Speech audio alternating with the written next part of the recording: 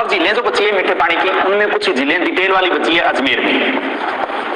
अजमेर में 3 झीलें हैं, पुष्कर, भाई सागर और अन्ना सागर।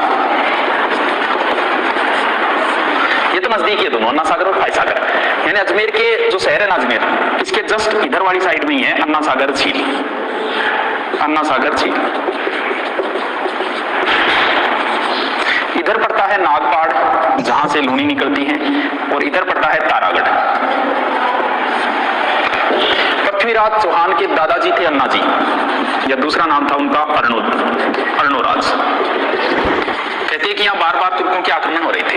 उन्होंने एक बार क्या किया, इन 2 पहाड़ों के बीच में घेर के उनको और मारा था। अब उनके मांस वगैरह से ये क्षेत्र जो है वो बदबूदार हो गया। तो उन्होंने क्या किया, लूनी या चंद्रा नदी बताते हैं उस समय नाम, उसका थोड़ा सा रास्ता चेंज करके और इधर से ले आए, और फिर स्थानीय लोगों के सहयोग से वहां एक झील बना दी। यानी अन्ना से ये प्रश्न भी आ गया, तुर्कों से रक्त रंजित धरती को साफ करके किस झील का निर्माण करवाया, वो है अन्ना सागर झील। अन्ना जी या अर्णोराज द्वारा अन्ना सागर झील, चंद्रा या लूनी नदी का जल रोककर नागपाड़ और तारागढ़ के बीच में निर्माण करवाया गया अन्ना सागर झील। यहाँ पे एक बाग बना है, जहांगीर ने बनवाया था, जिसका नाम है दौलत बाग। नूरजहां जहांगीर की पत्नी थी, उसकी मां थी अस्मत बेगम। इसने भारत में सबसे पहले सेंट का आविष्कार किया था, इत्र का। कहते हैं मतलब कुछ फूल वगैरह लेके वो कोई नई पद्धति से उसने किया था, फूल तोड़ के उनका रस निकाल के वो, यानी भारत में सबसे पहले इत्र का आविष्कार इसी ने किया था, नूरजहां की मां अस्मत बेगम ने। यहीं पे दौलत बाग को वर्तमान में कहने लगे सुभाष बाग। यहीं पे एक झरना भी है, वो भी जहांगीर ने बनवाया था, जिसका नाम है चश्मा ए नूर। चश्मा ए नूर, चश्मा ए नूर नामक यहाँ एक झरना भी है। बस अन्ना सागर की इतनी है। नजदीक है फाय सागर, इसकी कोई ज्यादा बात नहीं है। फाय नामक एक अंग्रेज अधिकारी था, 1891-92 अकाल रात के तहत बनवाई थी। इसका पानी ज्यादा होती है, अन्ना सागर में आ जाता है। उस समय इस पे खर्चा आया था 2,69,000। बस फाय सागर और अन्ना सागर। अब डिटेल वाली झील बची है पुष्कर।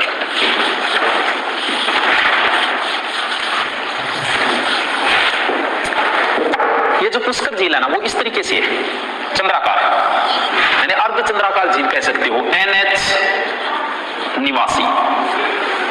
बहुत सारी धार्मिक बातें हैं इसकी। हमारे हिंदू धर्म में ये झील पवित्र मानी जाती है। हिंदू धर्म में 4 जो धाम है ना, इसे 5वां धाम कहा गया, यानी ये कह सकते हो आप 5वां तीर्थ। कोंकण तीर्थ,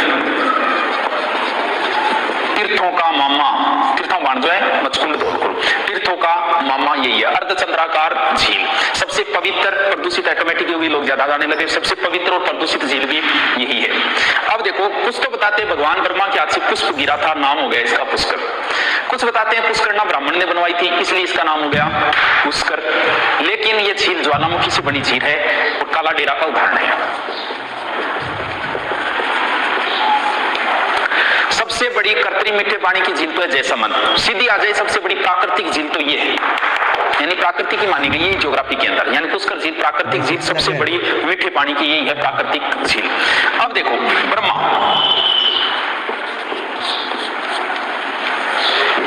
हमारे 3 देव है, ब्रह्मा विष्णु महेश। महेश की पूजा होती है, विष्णु जी की भी होती है, लेकिन बताते हैं कि ब्रह्मा जी की कभी कोई पूजा नहीं करता। इससे पीछे अलग अलग कहानियां आती है। कुछ तो बताते भगवान शंकर ने इनको श्राप दे दिया था ब्रह्मा जी को कि तेरी कोई पूजा नहीं करेगा, जो करेगा वो मर जाएगा। ऐसी कुछ दंत कहानियां आती है। तो ब्रह्मा जी का भारत में, विश्व कह दो, भारत कह दो, राजस्थान कह दो, सिर्फ यहाँ एकमात्र यही मंदिर बना हुआ है, ब्रह्मा मंदिर। कहाँ? पुष्कर झील के किनारे। हाँ, 2 मंदिर और भी है ब्रह्मा की। एक तो है आसोतरा में, बाड़मेर, खेतेश्वर महाराज ने बनवाया था। एक है छींच का ब्रह्मा मंदिर, ये पड़ता है बांसवाड़ा। लेकिन फिर भी एग्जाम में आ जाए कि ब्रह्मा जी का एकमात्र मंदिर, तो ये पुष्कर उत्तर होगा उसका। या फिर ब्रह्मा जी की मंदिर, वैसे 3 मंदिर है भारत के अंदर, राजस्थान के अंदर। मैन यही है, एकमात्र ब्रह्मा मंदिर पुष्कर के अंदर। ब्रह्मा ने एक दूसरी पत्नी, एक तो मैन तो थी सरस्वती, दूसरी जो थी वो थी सावित्री। कहते हैं कि सावित्री का मंदिर भी यही है। एक पहाड़ी है रत्नागिरी, रत्नागिरी पहाड़ी पे यही ब्रह्मा जी की पत्नी सावित्री का मंदिर है। सावित्री मंदिर में यही राजस्थान का 3रा रोपवे खुला था। यहाँ पुरुषों का प्रवेश वर्जित बताया जाता है इस मंदिर में, रत्नागिरी के सावित्री मंदिर के अंदर। ब्रह्मा की पत्नी सावित्री का मंदिर भी एकमात्र यही है। वही अर्णोराज जी ने यहाँ एक मंदिर बनाया था, वर्रा मंदिर। वर्रा है मंदिर। यहाँ पे 52 घाट बने हुए हैं, इसलिए इसे बोलते हैं 52 घाटा झील। उनमें से एक घाट था जनाना घाट। 1911 में मिस मेरी है जो महारानी मेरी मिस, वो आई थी यहाँ। उसने देखा कि हमारे आदमी पुरुष वगैरह यहाँ एक साथ ही नहा रहे हैं, और उसने क्या किया, एक अलग से घाट बनवा दिया यहाँ, जनाना घाट, यहाँ सिर्फ महिलाएं ही स्नान करेगी। बाद में इसी जनाना घाट से गांधी जी की अस्थियां प्रवाहित की गई थी, तो इसका नाम हो गया फिर गांधी घाट, यानी जनाना घाट या गांधी घाट एक ही है। अब देखो क्या है, कोई धार्मिक अगर बात आई ना लमसम, तो लगभग पुष्कर की मिलेगी। जैसे शुरुआत की बात करें रामायण की, तो भगवान राम ने दशरथ का पिंडदान यही किया था। महाभारत की बात करें तो कौरव और पांडवों का मिलन स्थल यही रहा था। विश्वामित्र की तपस्या मेनका ने भंग यही की थी, पुष्कर झील यही। कालिदास ने अभिज्ञान शाकुंतलम यही लिखा था, कालिदास ने। वेदव्यास ने महाभारत और गीता भी यही लिखी थी। अलग अलग महाभारत कईयों की लिखी हुई है, जिसमें वेदव्यास ने कहते हैं महाभारत और गीता यही लिखी थी। अब हमारे 10वें गुरु थे गुरु गोविंद सिंह जी, कहते हैं कि उन्होंने गुरु ग्रंथ का पाठ भी यही किया था। मतलब ऐसे अगर बात करें तो यहाँ लगभग 400 मंदिर है, इसलिए इसे बोलते हैं मंदिरों की नगरी। विश्व का पहला यज्ञ कहते हैं कि यही हुआ था पुष्कर झील पे। ये जो 52 घाट है ना, ये वो मंडौर का एक शासक बताते हैं, नारराव, कहते हैं कि इसने बनवाए थे 52 घाट। और यहां मेला लगता है कार्तिक पूर्णिमा।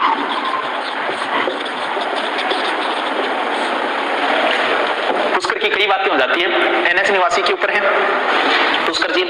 इसके कई उपनाम है, 5वां तीर्थ, तीर्थराज, तीर्थों का मामा, और कोंकण तीर्थ, 52 घाटा झील, इस तरीके से उपनाम है इसके। 2-3 फेमस मंदिर है, एक तो ब्रह्मा जी का है, ब्रह्मा जी की पत्नी दूसरी सावित्री का है, वर्रा मंदिर भी है। और जो धार्मिक चीजें हैं वो, यानी धार्मिक चाहे वेदव्यास महाभारत वगैरह और चीजें यहाँ, ये भी पुष्कर झील के किनारे है। तो लगभग पुष्कर की बातें यही है। यहाँ मान सिंह ने एक मान पैलेस भी बनवाया था।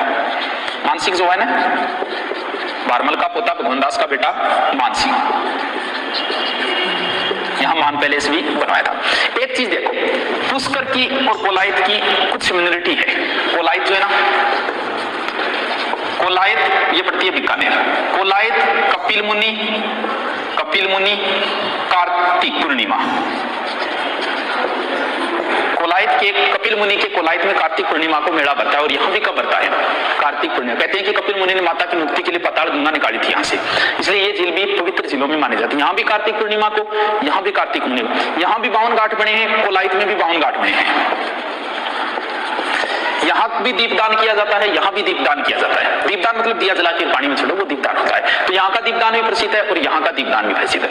थोड़ी सी ध्यान इतनी रखना, कोलायत झील में चारण कभी स्नान नहीं करते, चारण स्नान नहीं करते।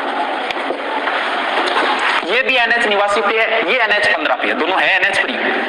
वो कहानी आती है इसके पीछे, करणी माता का एक पुत्र था, उनकी बहन का पुत्र था, तो वो करणी माता की माने गई थे। मतलब उनकी बहन के जितने भी पुत्र वो करणी माता की माने गए हैं। तो वो कहते हैं कि एक बार यहाँ स्नान करने आया था कोलायत के अंदर, तो उसकी यहाँ मृत्यु हो गई थी। इस वजह से उसके बाद की जो स्टोरी है ना, वो यहीं से बनी थी। मतलब चारणों का काबा बनना, वापस बढ़ना, उस तरीके की स्टोरी यहीं से शुरू हुई थी। क्योंकि करणी माता फिर उसके प्राण लेने के लिए चली गई थी यमराज के पास। यमराज ने जब प्राण दिए नहीं, तो उससे झगड़ा करके और उस बच्चे के प्राण लिए थे, अपने पुत्र के प्राण वापस लिए थे। और उसी समय कहा था कि आज के बाद कोई चारण, कोई तो नहीं, उसमें देपावत माने जाते हैं मैं, कि भाई देपावत गोत्र का नहीं आता कोई, उसकी मैं व्यवस्था पूरी मंदिर के अंदर ही करूंगी। यानी कोई चारण अगर मरा तो वो बनेगा कापा, और फिर वो स्टोरी यहीं से शुरू हुई थी। तो उसके बाद मतलब कोई भी चारण बताते हैं कि भी कोलायत झील के अंदर स्नान नहीं करता, उस हिसाब से हमारे धार्मिक नियम के हिसाब से। तो चारण यहाँ स्नान नहीं करते। यानी कोलायत, कपिल मुनि, कार्तिक पूर्णिमा मेला, यहाँ भी 52 घाट, वहां भी 52 घाट। ये एनएच निवासी पे, वो एनएच 15 की। यहाँ भी दीपदान प्रसिद्ध है, वहां का भी दीपदान प्रसिद्ध है। ठीक है दोस्तों, अब देखो 1-2 और बची है बस।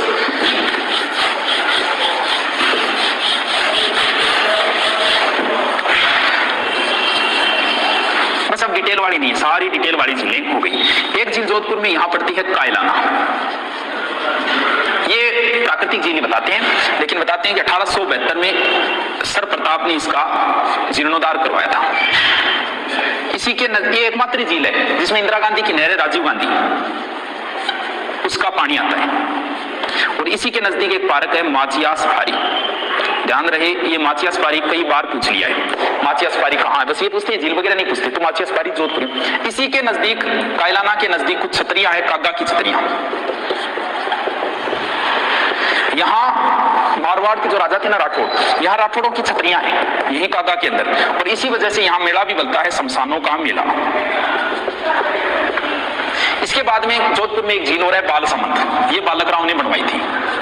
बालसमंद ये पड़ती है मंडोर में, 1159 मंडोर में है। यहाँ जनाना बाग भी है, बालसमंद। तो कायलाना और बालसमंद ये भी मीठे पानी की, ये दोनों जोधपुर में, कायलाना और बालसमंद। इसके बाद में सिर्फ बचे हैं नाम और जिले, बाकी सिर्फ रटनी है, समझने वाली वही थी। जैसे एक झील पड़ती है अलवर में, सिलीसेट, अच्छी झील है, ज्यादा बड़ी तो नहीं है लेकिन सुंदर है सिलीसेट झील। इसे कहा जाता है राजस्थान का नंदन कानन, सिलीसेट झील। एक यहाँ पड़ती है गजनेर अभयारण्य भी है, गजनेर झील भी है। ये क्या, इसके चारों ओर पेड़ लगे हुए हैं, इसलिए ये लगती है जैसे पानी के शुद्ध दर्पण की तरह, बीच में दर्पण सा लगता है, इसलिए इसे बोलते हैं पानी का शुद्ध दर्पण है। इसके बाद में एक पड़ती है यहाँ कनक सागर झील, या इसे बोलते हैं दुगारी, ये है बूंदी में। नवलखा भी बूंदी में है। मोती झील एक पड़ती है, मोती झील ये है भरतपुर में, भरतपुर की लाइफ लाइन, ये मोती झील है भरतपुर में। महाराजा सूरजमल ने ना जाटों के प्लेटो या अफलातून, महाराजा सूरजमल ने बनवाई थी मोती झील, इसे लाइफ लाइन भी कहते हैं, वैसे रूपारेल नदी को भी कहा जाता है भरतपुर की लाइफ लाइन। तो ये तो स्थान और गोया रटना है, बाकी झीलें तो करवा दी, कितनी क्या समझ में आई बता देना। आगे देखेंगे कौन सा कोई रास्ता ना कोई और टॉपिक या फिर जो भी टाइम मिलेगा।